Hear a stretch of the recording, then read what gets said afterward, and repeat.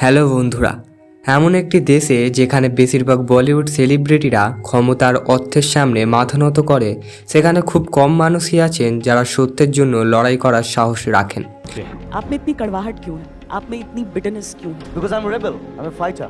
আজ আমরা কথা বলবো সেই মানুষটিকে নিয়ে, যিনি শুধু গান গাইতেন না, বরং গানে প্রতিবাদ করতেন, যিনি রাজনীতি, কারাপশন আর সমাজের অন্যায়ের বিরুদ্ধে গলা তুলেছিলেন। তার নাম জুবিন গার্গ। 19 সেপ্টেম্বর 2025 সেই দিন আসাম থমকে গিয়েছিল, যখন খবর এলো সমুদ্রের ঢেউ কেড়ে নিয়েছে আসামের আত্মাকে। রাস্তার কোণে কোণে চোখের জল, কলেজের ছাত্র থেকে শুরু করে অফিসের কর্মচারী, কেউই বিশ্বাস করতে পারছিলেন না একজন শিল্পী মারা গিয়েছেন। কিন্তু মনে হচ্ছিল যেন আসামের হৃদয়টা বন্ধ হয়ে গেছে। কিন্তু কেন? একজন গায়কের মৃত্যুই পুরো রাজ্য স্তব্ধ হয়ে কেন তার মৃত্যুতে রাজনীতিকদের মিটিং বন্ধ করলো, অফিস বন্ধ করলো, আর 3 দিনে রাজ্য শোক ঘোষণা করলো? বন্ধুরা, উত্তরবঙ্গ খুবই গভীর, কারণ জুবিন গার্গ কেবল একজন গায়ক ছিলেন না, তিনি ছিলেন একটি প্রজন্মের কণ্ঠস্বর।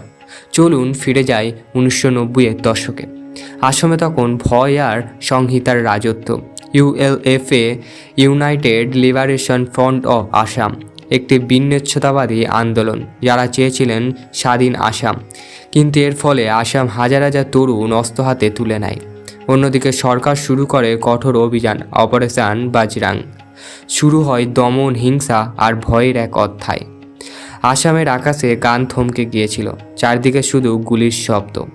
আর ঠিক সেই সময় একজন তরুণ উঠল এক নতুন সুর নিয়ে। 1992 সালে তার প্রথম অ্যালবাম অনামিকা মুক্তি পেল। এটাই ছিল আসামের প্রথম রক অ্যালবাম। লোকজন প্রথম শুনল প্রেমের, আশা আর জীবনের কথা এক নতুনভাবে। জুবিনের গান ছিল সংহিতার মাঝে এক টুকরো শান্তির নিঃশ্বাস। জুবিন গার্গ শুধু গায়ক ছিলেন না, তিনি ছিলেন এক প্রতিবাদী কবি।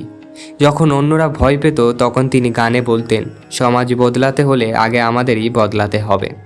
তার জনপ্রিয় গান মিয়া বিবি, ইয়া আলী কিংবা মিশন চাইনার সঙ্গীত, সবটাই ছিল একটাই বার্তা, আসাম জাগো। এইগুলোতে ছিল হিন্দি, এবং আমাদের 90s সময় বাংলার বেশ কিছু জনপ্রিয় গান ছিল। সেই গানগুলো শুনলে আমাদের এখনও পর্যন্ত গায়ে কাঁটা দিয়ে আসে, বা কিছু কিছু প্রেমিকের চোখে জল পড়ে। পুরো দেবকে তৈরি করেছেন এই জুবিন গার্গ। তিনি রাজনীতিবিদদের দ্বিচারিতা নিয়ে সরাসরি মন্তব্য করতেন এবং বলতেন, শিল্পী মানে শুধু গান নয়, শিল্পের মানে প্রতিবাদ।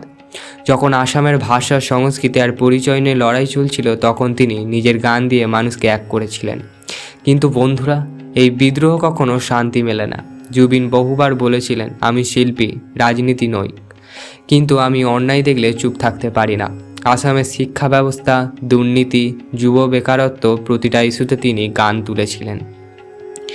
এই জন্য এক রাজনীতি তাকে অপছন্দ করতেন। তার কনসার্ট বন্ধ করা হয়েছে, তাকে থ্রেট দেওয়া হয়েছে, কিন্তু তিনি কখনো থামেননি, কারণ তিনি জানতেন সত্যর কণ্ঠকে কখনো চুপ করানো যায় না। 19 সেপ্টেম্বর 2025 তিনি আমাদের ছেড়ে চলে গেলেন। কেউ বলল এটা দুর্ঘটনা, কেউ বলল হয়তো এটার পিছনে কোনো গল্প আছে।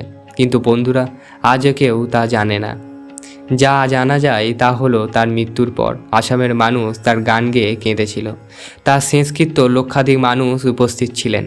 এমন ভিড় হয়তো কোনো রাজনীতিকেও পায় না।